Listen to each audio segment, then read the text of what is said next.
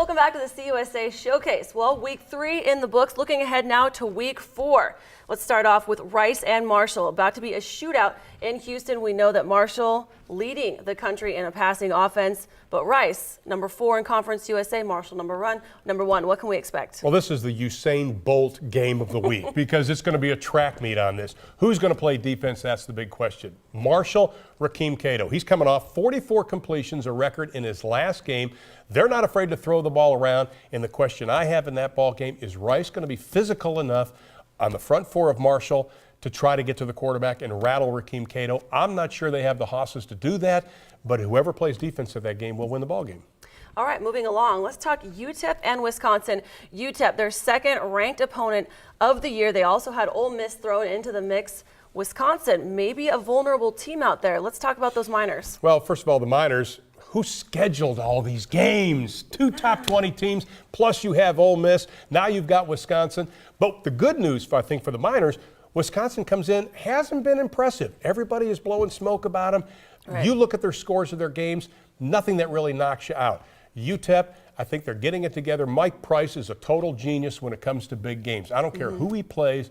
Mike Price had great success, obviously, at Washington State, upset a lot of great teams. Mike Price is going to pull something out of his bag in this game. I think UTEP may pull off the upset in this ballgame. I was just going to say, we're smelling a little bit of an upset in this one. Yes, I think so. I think I'd never get, bet against Mike Price, ever, because I think he's an outstanding football coach. All right, moving right along. Fresno State at Tulsa. We know you know a lot about the Golden Hurricanes. Just a few notes on what we can expect on this matchup. Well, Fresno State, obviously, and Tulsa, former WAC rivals. This could be another offensive shootout because Fresno State has been just absolutely on fire offensively. They're coming off throwing over 60 points on Colorado. Colorado, though, a little bit shaky.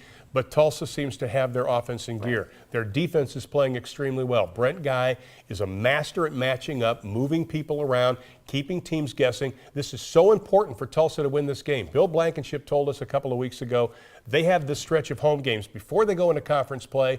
He said, we've got to take care of our home field. We can't afford to lose a game.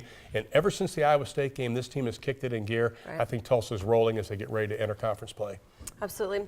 All right, now, Ron, you're going to be down in the Big Easy this week with Tulane and Ole Miss, and obviously the Green Wave playing with incredibly heavy hearts after the injury to Devin Walker. Now, just talk about, kind of how emotionally how these kids get past this. Coaches, players, fans, they had a bye week. Right. Probably a good time to have that bye week, but how do we move forward? Stacey, earlier this week I had a chance to spend a lot of time with the players, the coaching staff, the training staff, the team doctor down in New Orleans. And the players are in a great frame of mind right now, considering the unknown of what is happening with Devin Walker, obviously.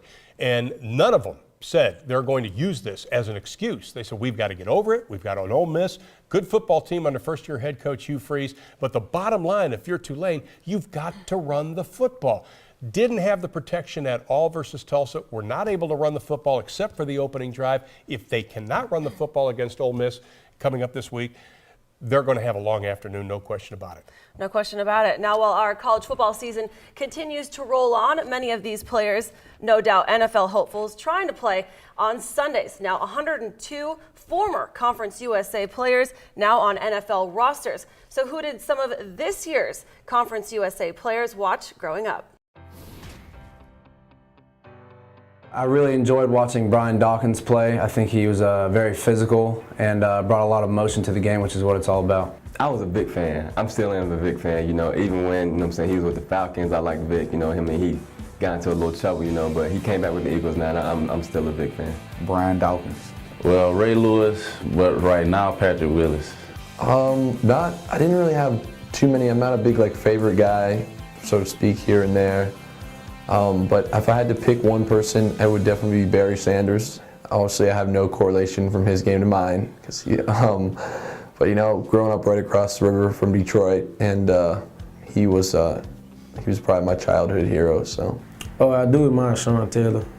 R.I.P. to him, but that was one of my favorite players, and safety. I love the way he played the game. I love his passion, and he's a big safety himself, so I kind of admire my game after him. Well, I like Fred Taylor when I was growing up, when I was younger. That's why I wore the number 28. But I